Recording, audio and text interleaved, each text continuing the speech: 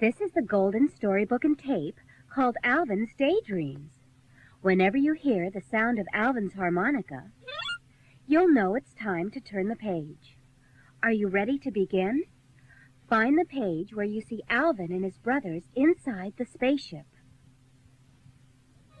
Deep in outer space, Alvin sat at the controls of a sleek, fast-moving spaceship. With his brothers, Simon and Theodore, at his side, Captain Alvin battled to save the universe from the evil Earlock Empire. Enemy ship straight ahead, Captain, said Simon. Arm laser cannon, shouted Alvin. Laser cannons armed, Captain, said Theodore. Let's blast these guys out of the sky, said Alvin as he reached up with his right hand to press the firing button. Alvin, said a voice. The enemy commander is calling to surrender, thought Alvin. Alvin, continued the voice, I see that your hand is raised.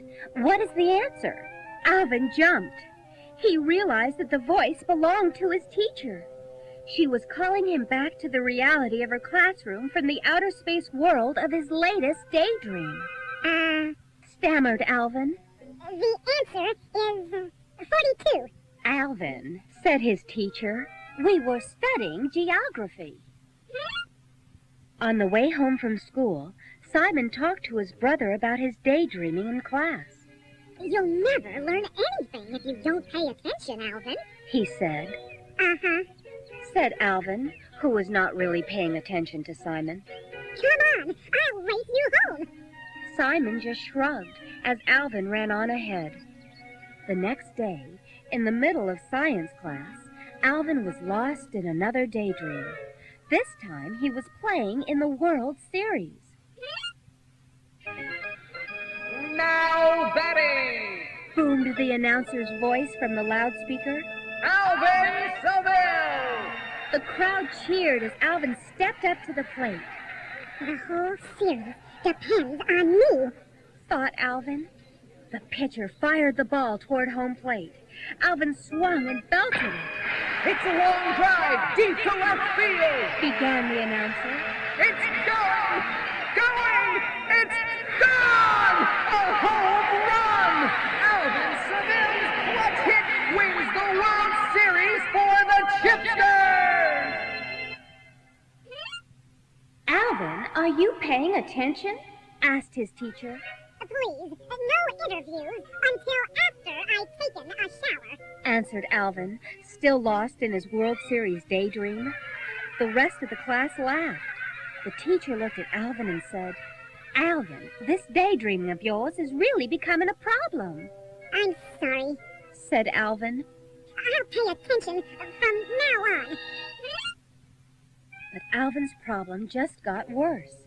One day, he daydreamed that he was a pirate, riding the high seas in search of sunken ships and buried treasure.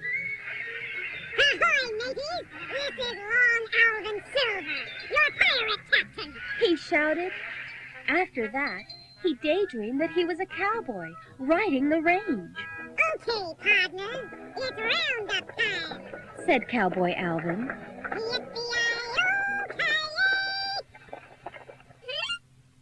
All of this daydreaming worried Alvin's teacher. Meanwhile, Alvin had a worry of his own. What am I going to do? He asked Theodore one evening at home. Everyone in my class has to write a composition for next Monday, and I don't know what to write about. What about how I spent my summer vacation? Or what I want to be when I grow up? Suggested Theodore. No, answered Alvin. We did those already. This is an open theme. The students can write about whatever they want, but I can't think of a thing. The next morning, Alvin was back to his daydreaming in class. This time he was a spy, looking for double agents and using the latest high-tech gadgets. I've spotted the double agents below. I'm moving in now, announced Alvin into his secret cufflink radio. Finally, Alvin's teacher called Dave at work and asked him for some help. Alvin's daydreaming in class is hurting his schoolwork, said the teacher. I'm very concerned because he's missing so much that goes on in class. That night, after dinner, Dave went into Alvin's room. But before Dave could say anything, Alvin spoke up. Dave, Began Alvin. I'm stuck. What's the matter? Asked Dave. I got to write a composition by Monday, but my mind's a blank.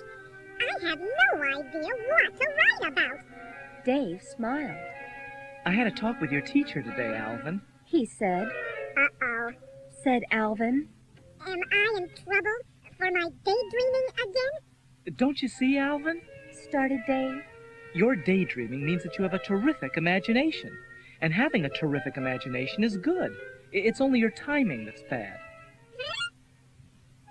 Timing, Dave? Asked Alvin, who was now paying close attention. Sure. Continued Dave. When you're in class, you should be paying attention to the teacher. That way you won't miss anything that's going on. But when it's time to write a composition, Explained Dave. you should let your imagination soar. Think of it as a kite of ideas and turn those daydreams into compositions. That's what imagination is all about. Gee, Said Alvin. I never thought anyone would be interested in my daydreams. Thanks, Dave. If you'll excuse me, I've got some writing to do. Dave smiled as he closed the door behind him. Alvin got right to work. Let's see. Should I be a brain surgeon? Or a chemist? Or maybe even a prize-winning writer? Alvin spent the rest of the weekend writing adventure after adventure, each one making a fine composition. And on Monday, when his teacher asked for volunteers to read their compositions, Alvin was the first one to raise his hand.